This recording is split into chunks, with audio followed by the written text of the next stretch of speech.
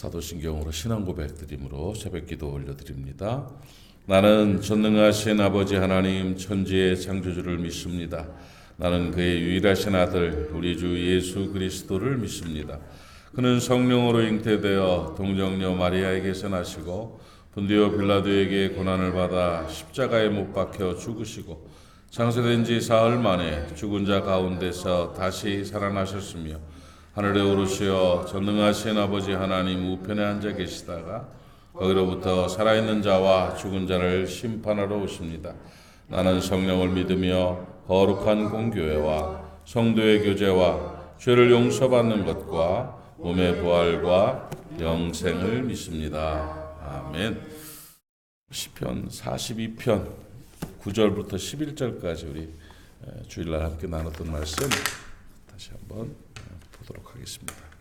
시편 42편 9절은 제가 읽고 10절은 여러분이 읽고 11절은 같이 읽고 해볼까요?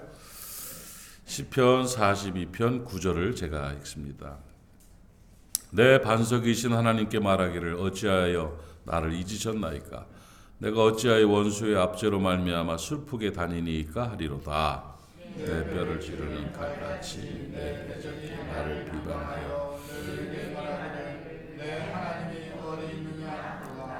내 영혼아 내가 어찌하여 낙심하며 어찌하여 내 속에서 불안해하는가? 나는 하나님께 소망을 두라. 나는 그가 나타나 도우심으로 말미암아 내 하나님을 여전히 찬송하리로다. 아멘.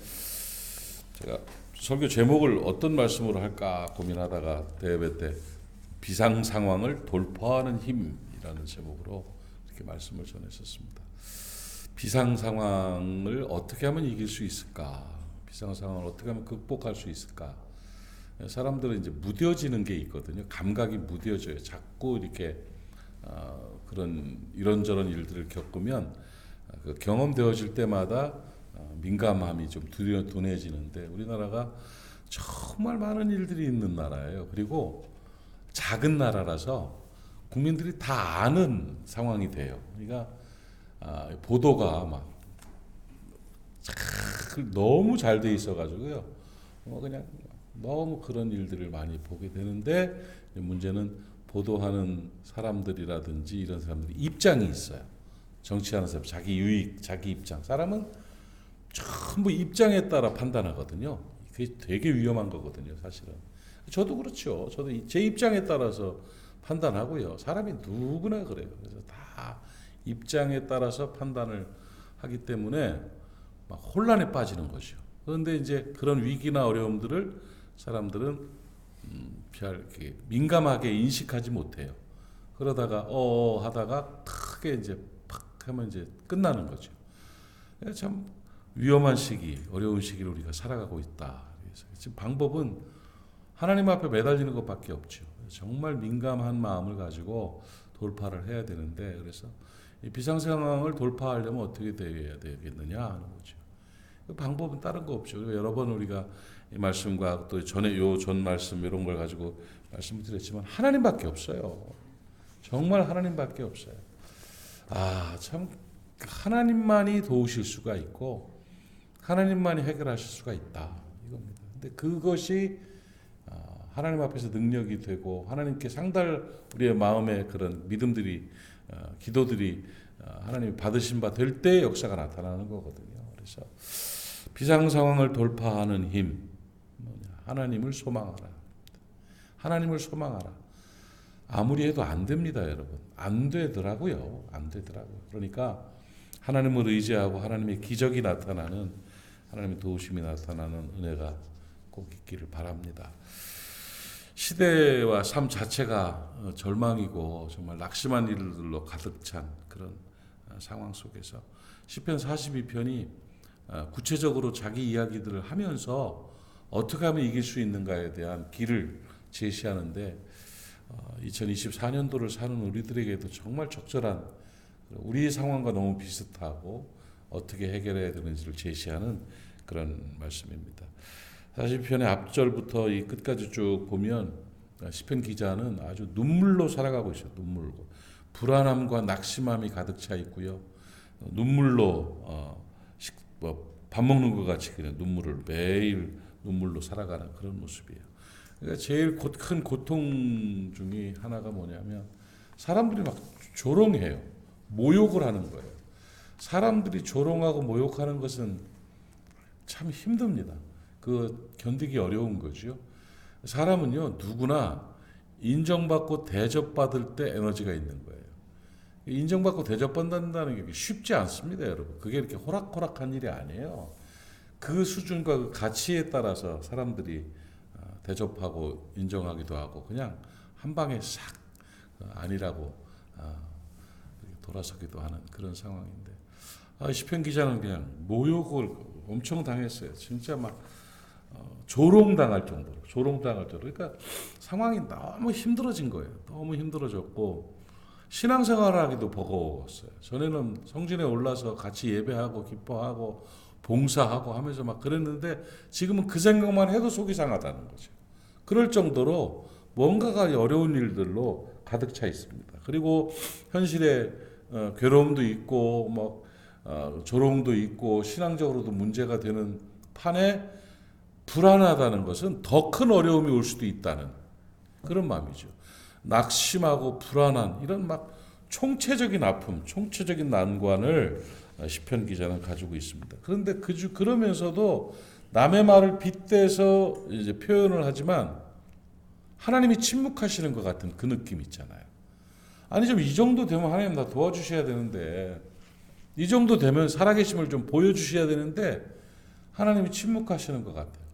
그러니까 하나님의 일하심과 도우심이 전혀 안 나타나는 버거운 상황이 오늘 시편 기자에게 나타납니다. 그래서 오늘 본문을 보면 어찌하여 왜 하나님 왜 그러세요? 왜 어찌하여 안 나타나는 것 그러니까 사람들이 막 조롱합니다. 네 하나님 어디 있냐? 너 하나님 믿는다면서 그래? 뭐 이렇게 하나님 믿는다면서 그렇게 그런 상황이야? 막 조롱하고 모욕을 합니다. 이런 상황에서 어떻게 하면 좋을까? 그러면서 자기 영혼에 외칩니다. 내 영혼아 네가 어찌하여 낭망하느냐? 내 영혼아 어찌하여 네가 불안해하느냐? 이거 아니 상황은 낭망할 만하죠. 상황은 불안할 수밖에 없지요. 그런데 왜 그러냐? 그러지 말아라 하면서 아주 중요한 메시지, 아주 중요한 은혜 능력의 말씀을 선포하는데 내 하나님께 소망을 둬라. 내 하나님께 소망을 둬라. 그러면 하나님이 나타나 도우신다. 이겁니다. 내 하나님께 소망을 둬라. 그래야만 나타나 도우실 것이다. 그거예요.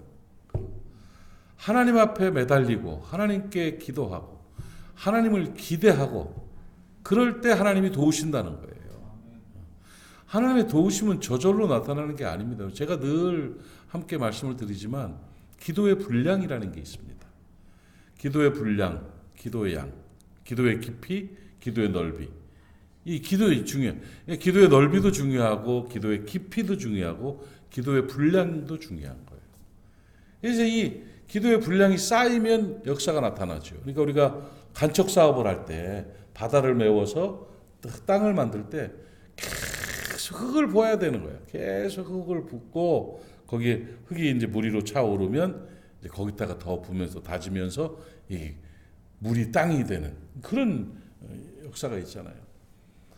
기도를 계속 쌓아간다는 것은 바로 그런 의미예요. 물론 하나님께서 원하시는 기도의 분량이 있고 하나님께서 원하시는 계획들이 있으셔서 하나님의 뜻을 이루어 가십니다.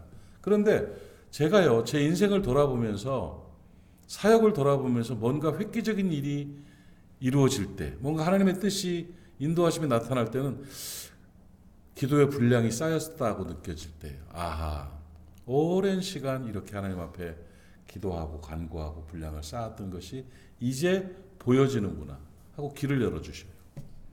은혜를 주셔요. 기적이 나타나고 역사가 나타나는 것이 그런 거예요. 저는 새벽에 나와서 이렇게 기도하는 여러분들을 정말 멋진 분들이라고 저는 믿습니다. 여러분 기도의 분량을 오늘도 잘 쌓아서 하나님 앞에서 하나님께 소망을 두고 있음을 증명해내는 여러분 되시기를 바랍니다. 기도는 결코 땅에 떨어지지 않습니다. 그리고 모여 기도하서 기도의 분량 총량이 있잖아요. 기도의 총량이 있잖아요.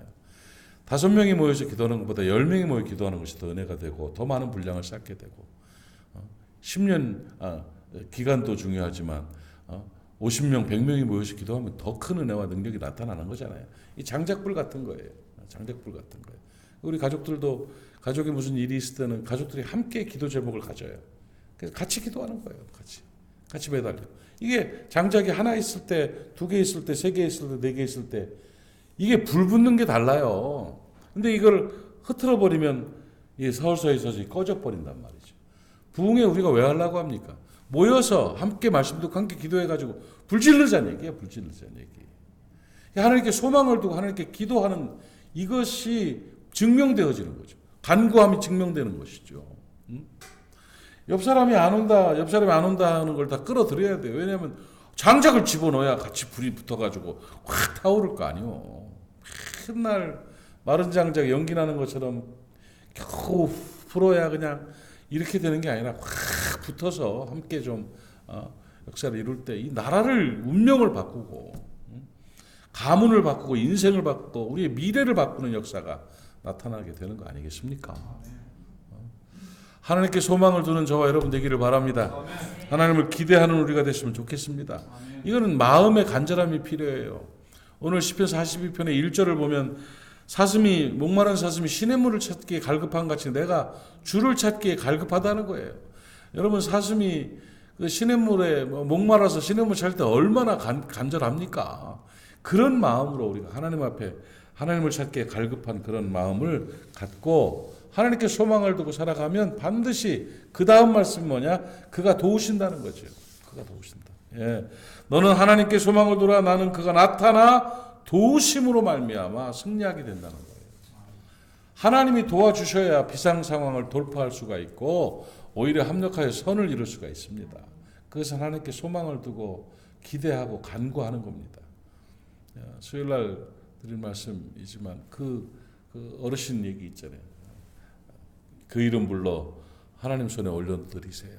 이게 이제 기대하고 소망하는 하나님께 맡겨드리는 거죠. 그 은혜가 있으면 하나님이 나타나 도우시고 하나님 도우시면 틀림없습니다. 그러면 우리는 어떻게 돼요? 여전히 찬양하게 되는 거예요. 여전히 감사하면서 살아가는 것이죠. 폭우 가운데서도 피할 길을 내시는 하나님의 은혜가 우리 모리아 가운데 임할 줄로 믿습니다. 여러분 이 태풍이 치고 비바람이 몰아치는 것을 바깥에서 맞으면 그건 고통이지만 따뜻한 벽난로가 있는 통창 옆에서 차 마시면서 맞으면 낭만이 되는 거예요. 무슨 말인지 아세요? 어디 있느냐에 따라 달라지는 거예요. 폭우는 치죠. 비바람은 몰아치죠. 근데 그 바깥에서 막 비바람을 피하면서 막 이렇게 이리 뛰고 저리 뛰고 하면 얼마나 괴롭겠습니까? 그 괴로움이 진짜요. 벽난로 있고 따뜻한 차가 있고 숄 같은 거 하나 두르고 음악 들으면서 통창 옆으로 비 오는 거 바라보면요. 그게 낭만이에요, 낭만. 피할 길이 되는 거죠. 하나님께서 하나님의 사람들을 날개 아래 품어주시고 피할 길을 내주시고 하는 은혜가 있다는 거죠. 여러분이 그 주인공 되시기를 축복합니다. 하나님 앞에 소망을 두고 간절히 간구함으로 하나님이 도우셔서 나는 여전히 찬송하리로다. 낭만적으로 하나님 앞에 피할 길을 내신 하나님, 도와주신 하나님, 또 신실함으로 합력하여 선을 이루신 하나님을 찬양하는 그날이 올 수 있는 그 주인공이 될 때 우리는 비상을 돌파하는 그 힘을 경험하게 되는 것입니다. 여러분 오늘 말씀 그대로가 우리의 삶의 능력으로 나타나기를 바랍니다. 아멘. 하나님께 소망을 두세요. 낭만하고 불안해하지 마시고 하나님께 매달려요. 그래서 하나님의 도우심이 나타나 여전히 찬양하는 은혜를 경험하기를 축복합니다. 하나님 아버지 은혜를 감사합니다. 참 어려운 상황입니다. 비상계엄 사태, 탄핵의 소용돌이 속에서 대한민국이 양극화되어서 입장만을 강조하면서 지금 치킨 게임을 하고 있습니다. 아버지 하나님 도와주시기를 원합니다.